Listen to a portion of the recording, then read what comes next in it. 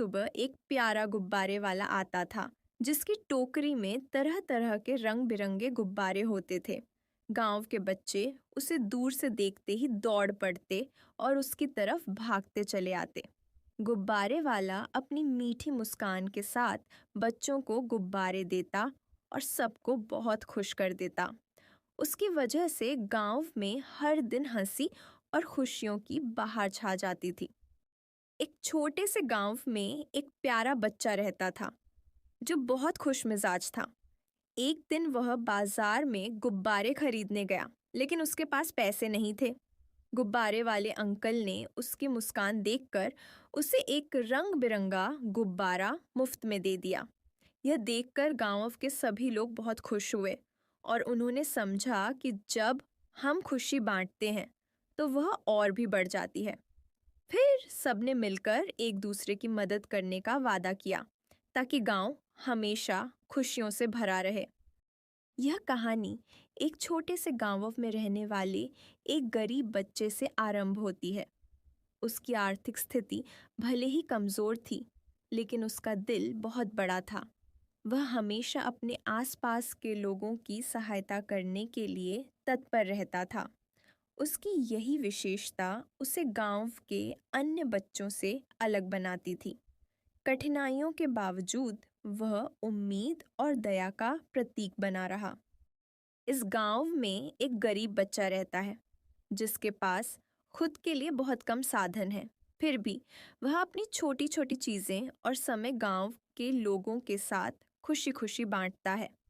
उसकी दयालुता और सहयोग की भावना सभी के दिल को छू जाती है। वह हमेशा दूसरों की मदद करने के लिए तैयार रहता है, चाहे उसकी अपनी ज़रूरतें कितनी भी बड़ी क्यों न हो।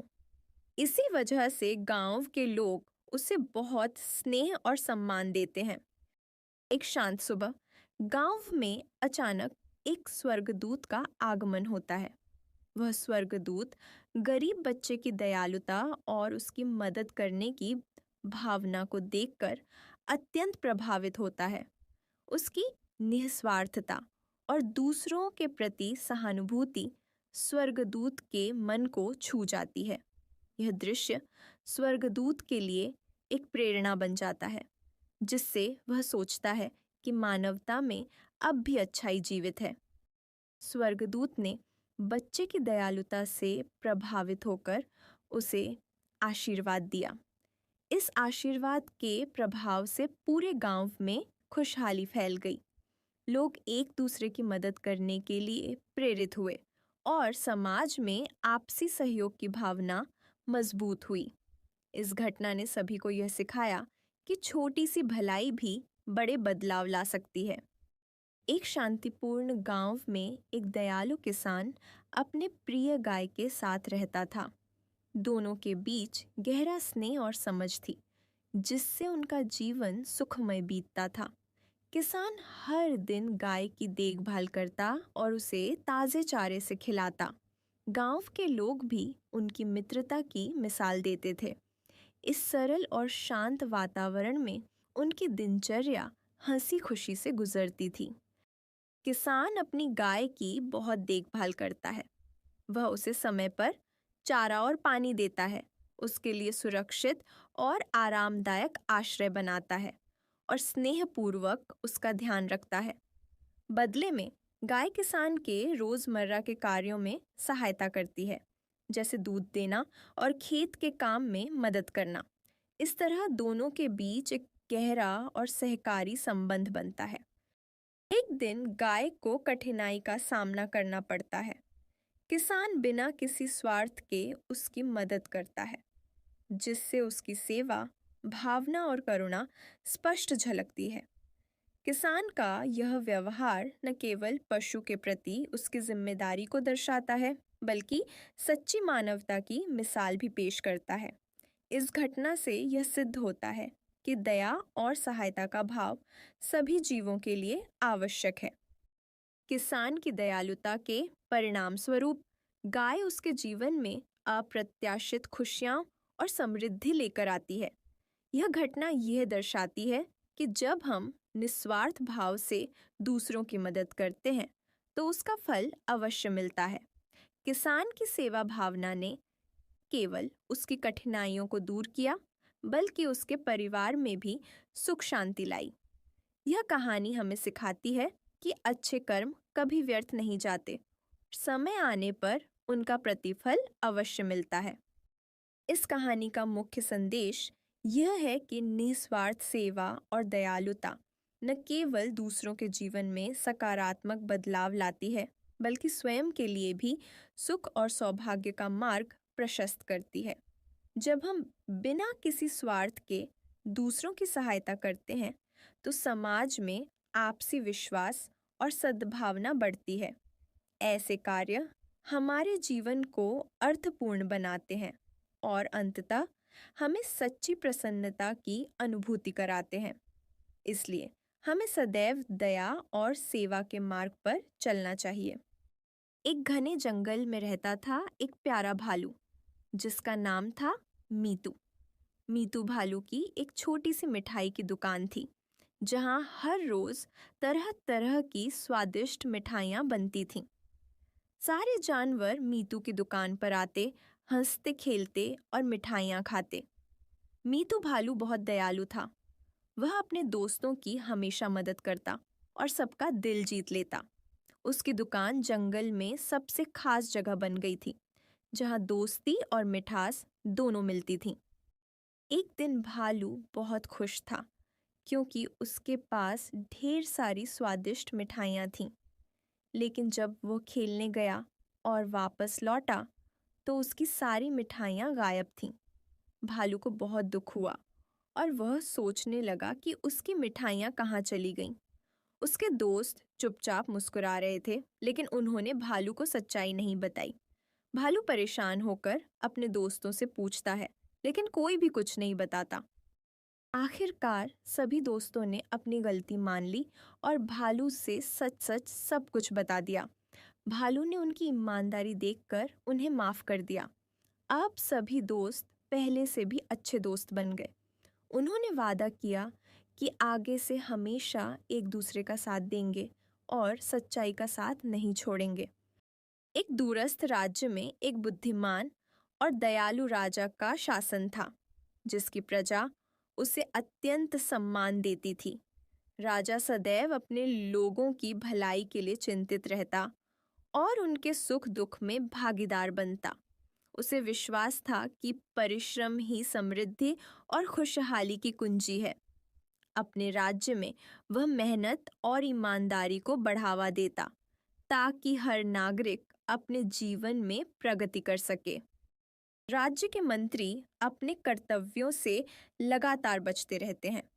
उनकी लापरवाही के कारण प्रशासन में कई समस्याएं उत्पन्न हो रही हैं।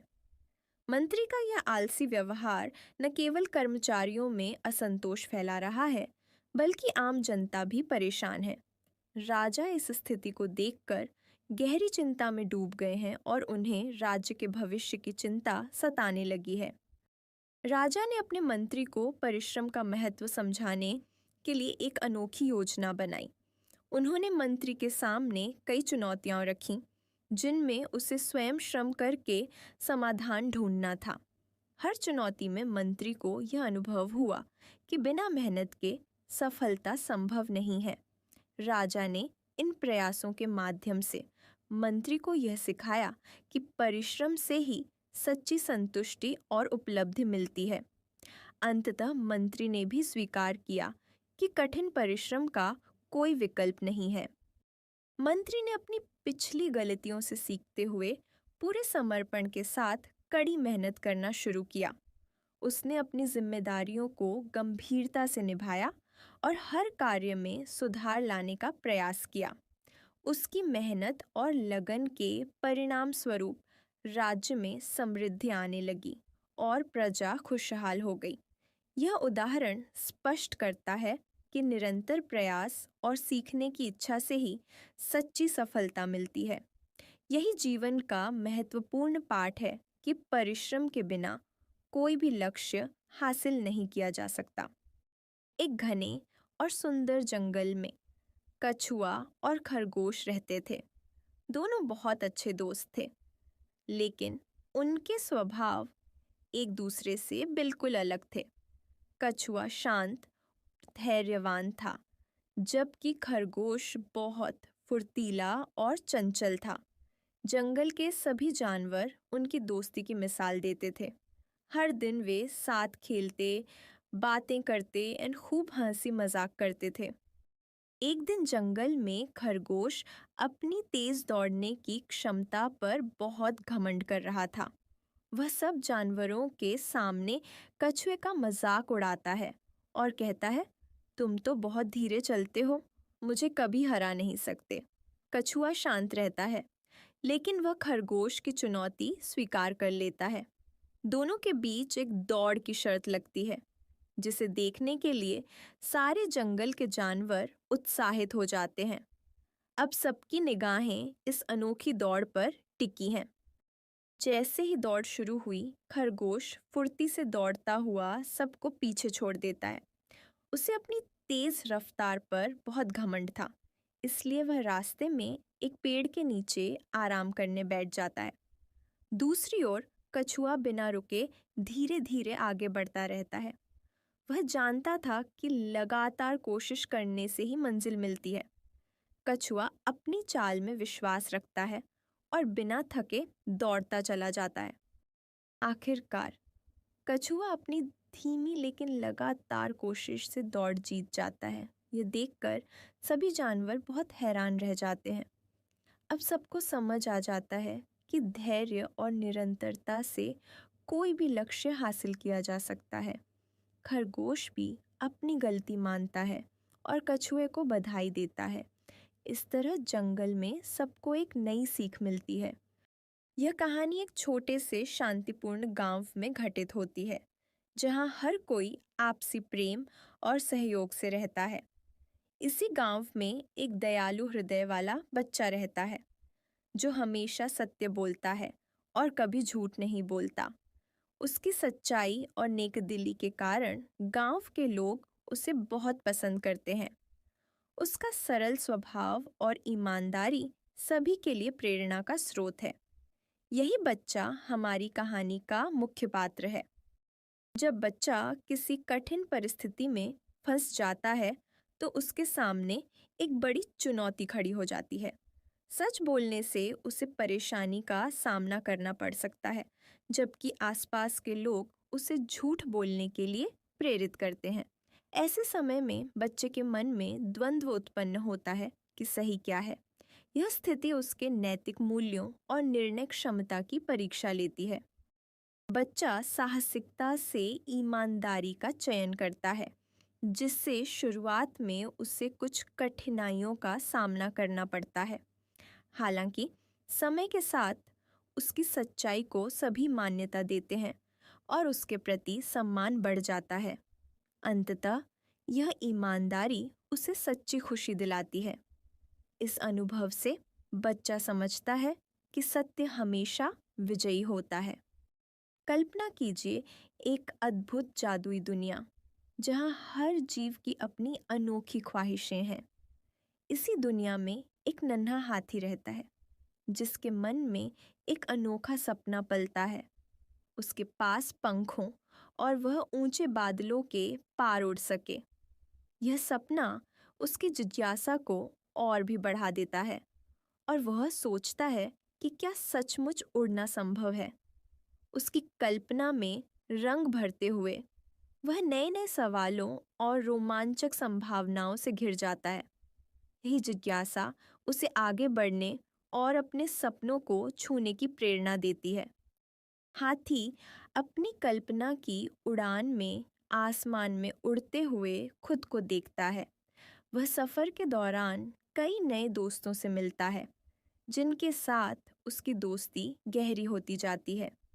इन रोमांचक यात्राओं में हाथी अद्भुत और जादुई जगहों की खोज करता है, जहां हर कोना नई आश्चर्यजनक कहानियां समेटे होता है।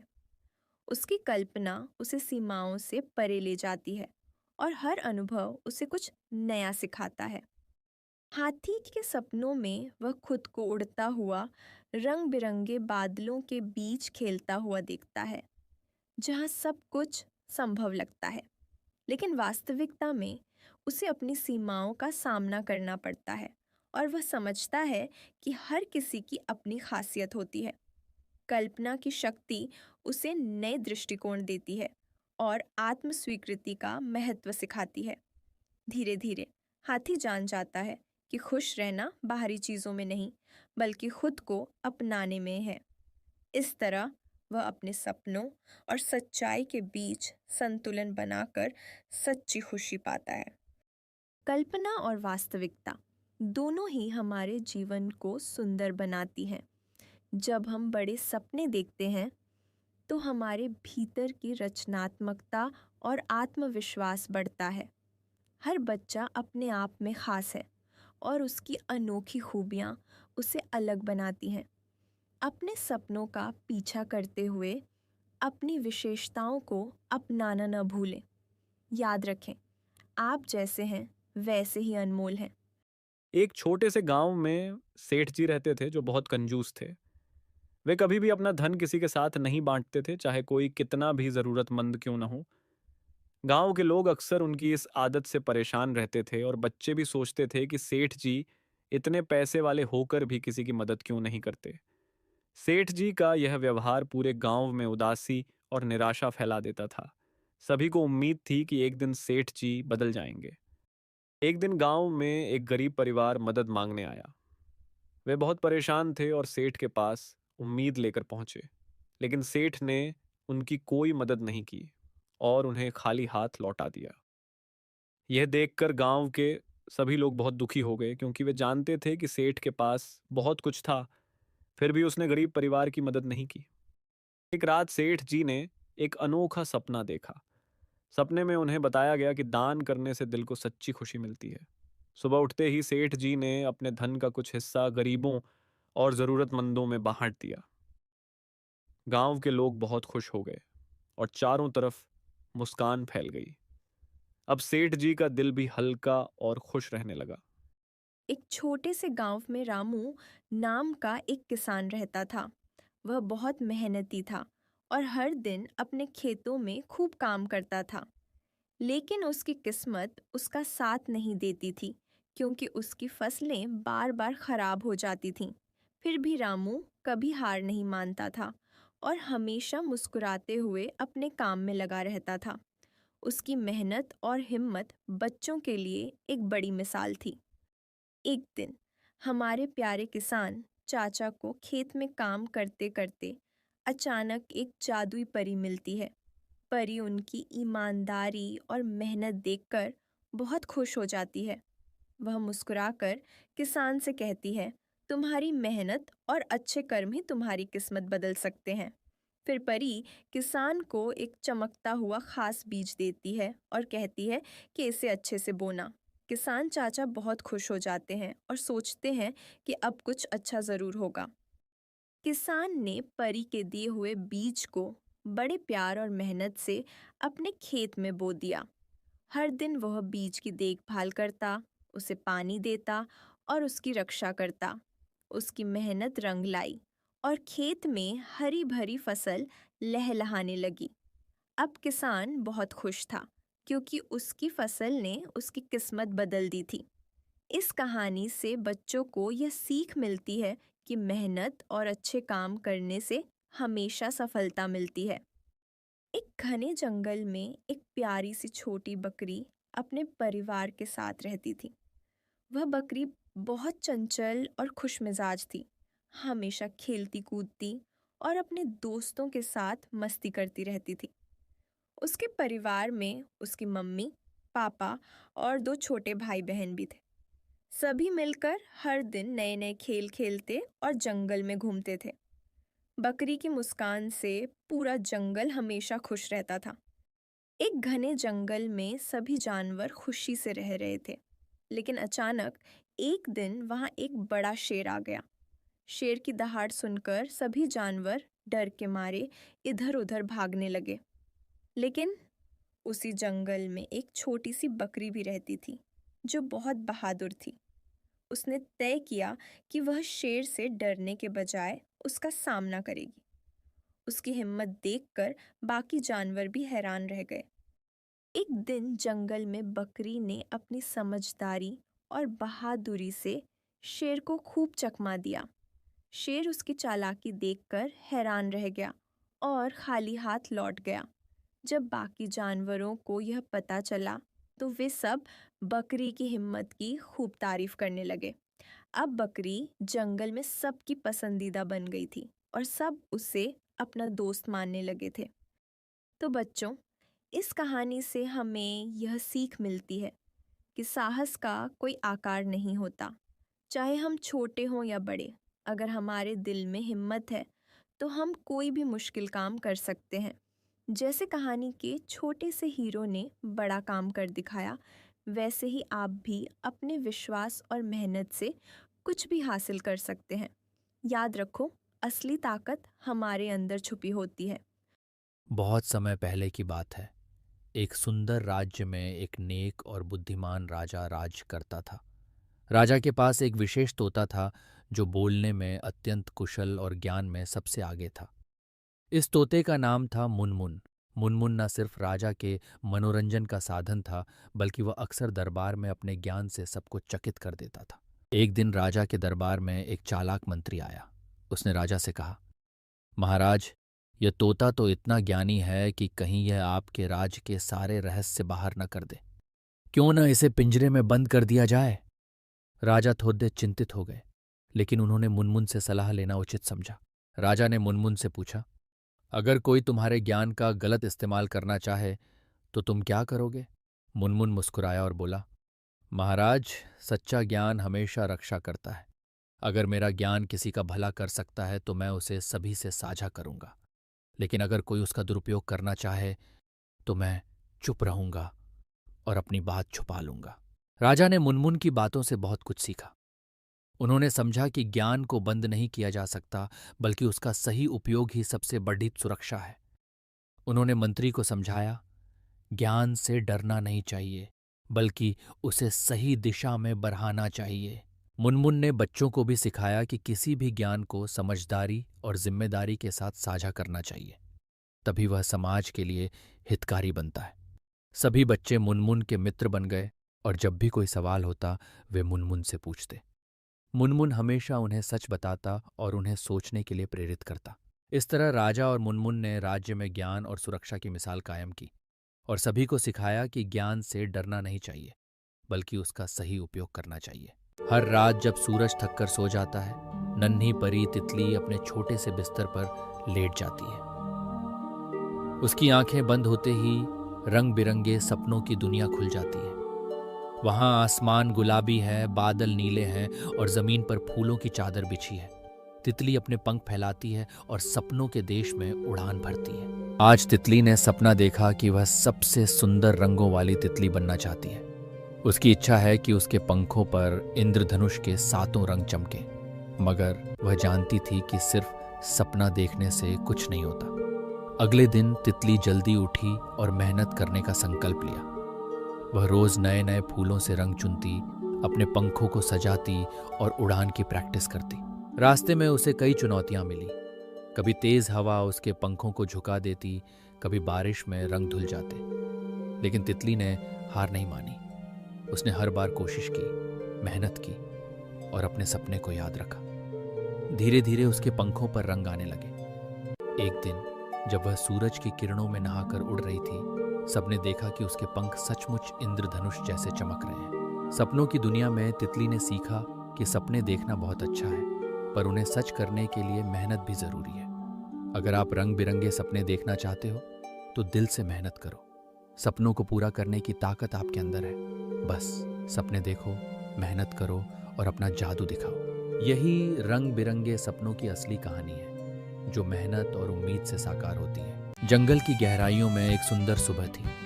हर दिशा में हरे भरे पेड़, खिलखिलाते फूल और चहचहाती चिड़ियों की आवाज गूंज रही थी। इसी जंगल में रहती थी रानी शेरनी, जिसे सभी जानवर बहुत मानते थे। वह न सिर्फ ताकतवर थी, बल्कि बुद्धिमान और दयालु भी थी। एक दिन जंगल में हड़कंप मच गया। पास के नदी में पानी कम हो गया था और सभी जानवर चिंता में पड़ गए कि गर्मी में पीने के लिए पानी कैसे मिलेगा। खरगोश, हिरन, बंदर और तोता सभी इकट्ठा हुए, पर उनमें कोई तय नहीं कर पा रहा था कि क्या किया जाए। तभी रानी शेरनी वहां पहुंची। उसने सबकी बातें सुनी और मुस्कुराकर बोली, सच्चा नेतृत्व वही है जिसमें हर किसी की बात सुनी जाए और फिर मिलकर समाधान निकाला जाए। उसने सभी जानवरों को एक गोल घेरे में बैठाया और पूछा कि उनके पास क्या क्या विचार है।